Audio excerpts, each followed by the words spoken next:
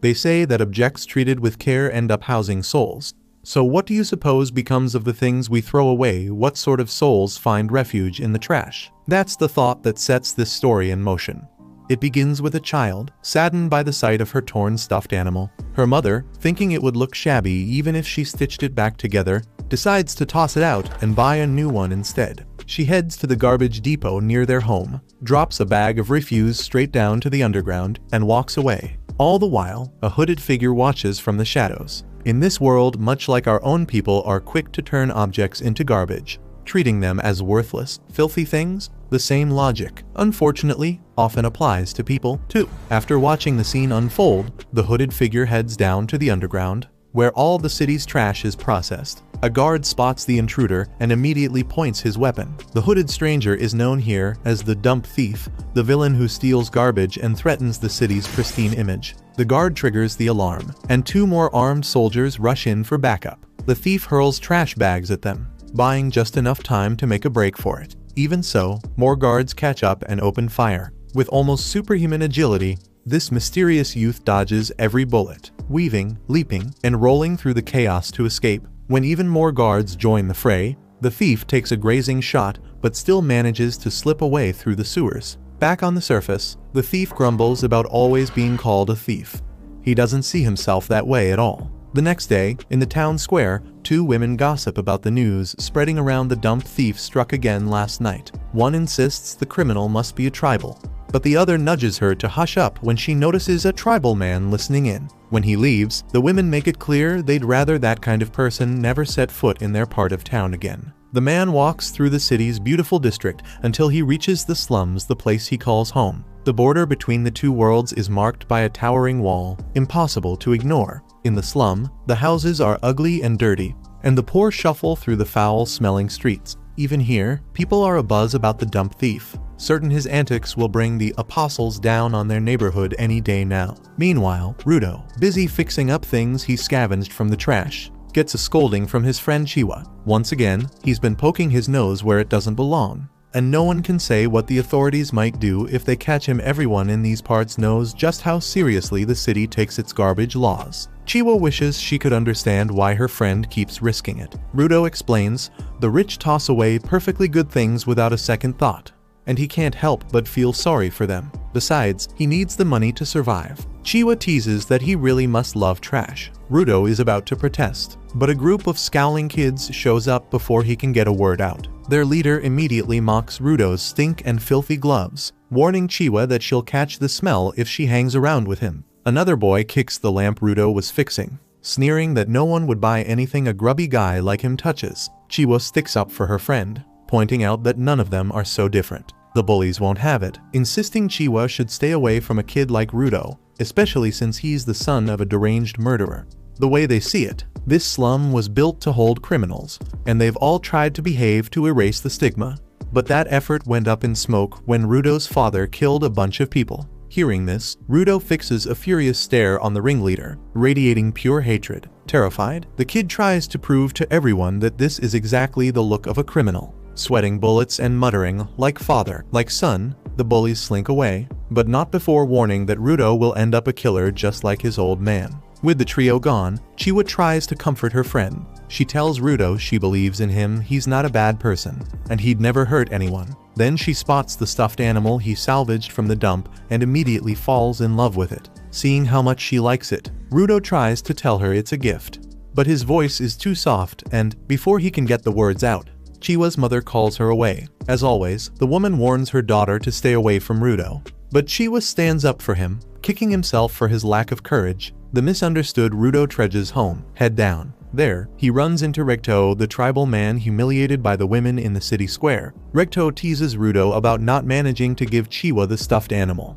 which makes Rudo freak out when he realizes Recto saw everything. Dropping the joke, Recto urges Rudo to be more direct about what he wants. Then, switching gears, he asks Rudo to explain exactly what happened during last night's trash run. Recto thinks Rudo is taking too many risks for money, he's still too young and could get himself into serious trouble. Rudo argues that he'd never been caught before, but Recto reminds him that doesn't change the fact he nearly got killed, even though they're not related by blood. Recto sees them as family. He took Rudo in when he was just a baby, abandoned by everyone else. Rudo recognizes the bond and understands why his adoptive father worries.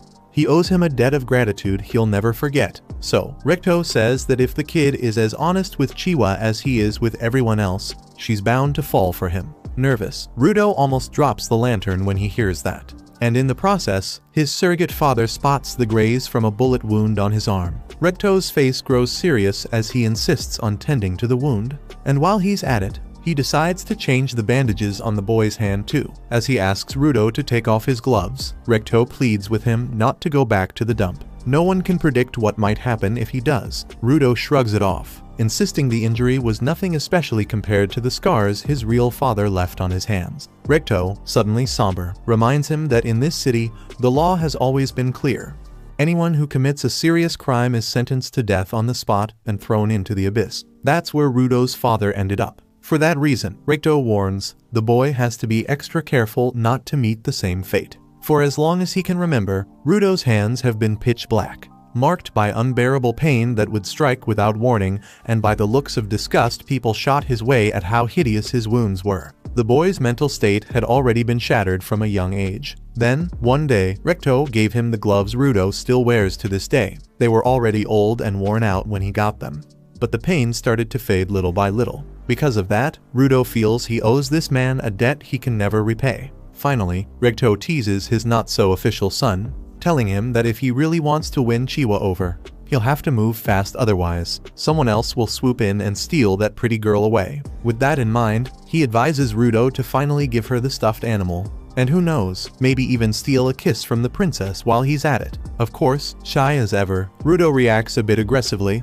his angry shouts echoing outside where, unbeknownst to them, a shadowy figure lurks in the filthy alleyways, right near their door. Recto tries everything to get the kid to crack a smile. Rudo had the grumpiest face around. If he couldn't laugh for real, Recto said, then fake it. Pretend to be someone else. Act. Do whatever it takes. The important thing was to seem friendlier, so the pretty girl would start feeling closer to him. But that was easier said than done. Rudo had no trust in those wild, blood-red eyes of his, which seemed to stir every emotion in people except sympathy. As he walks through the slum, Rudo reflects on what people say. The abyss is a massive landfill, the final destination for all trash and for everyone who commits a crime. Speaking of which, the boy happens upon another city resident being sentenced in the most secluded corner of the favela, thrown forever into the pit alongside all the other waste just like his father, or so they say. As the criminal is condemned, the frenzied crowd around him chants over and over, "Into the abyss with the filth. Into the abyss with the filth." Right then, Chiwa jumps out and scares him half to death, leaving him flustered in front of the girl he likes. She explains that the ghetto was built on the city's edge, right next to the abyss, to remind the poor every single day that they, too, could end up in that pit if they slip up. Like it or not, if you live in the ghetto, you'll end up witnessing an execution sooner or later. And by the way, she says she doesn't want Rudo to be thrown in there and tells him he should listen to Rigto more, because he cares about him too. Hearing the word too, Rudo figures Chiwa is hinting that she likes him as well. When he brings it up, they both get lost in an awkward, blushing back and forth until Chiwa notices the stuffed bunny in his hands. With nowhere to run, he gives her the toy, saying the bunny would be much happier with her than in the trash. Right after that, completely frazzled, he bolts off to tell Rigto what just happened, dying to see his surrogate father's reaction. On his way back, he bumps into the apostles patrolling the slum again, making everyone nervous. Bursting through his front door, Rudo swears he saw Rigto at the entrance only to realize, too late, that his dear friend was being murdered by the same mysterious figure who'd been stalking their home the night before. In a panic, Rudo attacks the killer, but he's easily overpowered and left injured, forced to watch helplessly as the murderer escapes. Barely alive, Rigto calls out to his adopted son, urging him to run for his life. But paralyzed by fear and anger, Rudo wants nothing more than to stay and save his friend. Summoning his last bit of strength, Rigto makes it clear, the boy's real mission is to change this rotten world. Suddenly, a stun gun goes off. Apostles burst into the house, pinning the murder on Rudo and arresting him for homicide. Rudo desperately tries to explain, but no one will listen, and Rigto is already as good as dead, unable to defend the poor boy. The apostles beat him viciously as he tries to shield himself, And finally, one of the officers punches Rudo hard enough to knock him out cold. Outside, neighbors whisper to each other that Rudo finally killed someone, confirming their suspicions that he'd follow in his father's murderous footsteps. Among them, Chiwa can hardly believe her best friend was capable of something like that. Without delay, Rudo is dragged off to be sentenced at the city's edge. Accused of committing a heinous crime in this so-called Holy Land and now recognized as the infamous trash thief, which only makes his situation even worse than it already was. Given the circumstances, the young man was sentenced to death without much delay. The crowd around him shouted with relish, "Into the abyss with the filth! Into the abyss with the filth!" Dressed in religious robes, the one responsible for passing the sentence declared that all filth must be swallowed by the abyss, and as Rudo was shoved toward the pit, he wondered why this was happening to him. He hadn't done anything to deserve it. Even though he was too afraid to speak, he begged in silence to be heard, to be saved, but all he got in return were hateful stares from people he'd never even met. People who had no idea what had really happened. Yet, among them, there was one familiar face, Chiwa, who lowered her head in a mix of shame and outrage. In one last act of defiance, Rudo yelled for Chiwa to find the real culprit behind Rigto's murder, but keeping her icy composure, she simply regretted ever believing in the trash thief. Now, she knew like father, like son. With those words, she tossed away the stuffed animal Rudo had given her and walked off. Seething with resentment, the condemned boy muttered that the real filth were these people judging him, a bunch of nobodies with no minds of their own.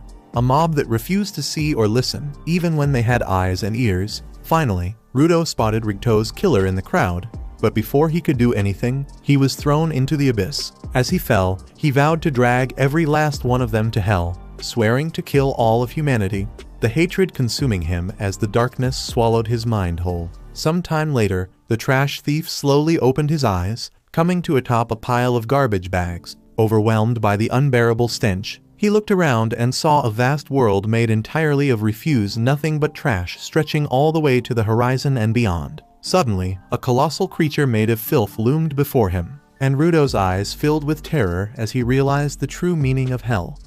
Check out these videos appearing on your screen and subscribe so you don't miss the next part.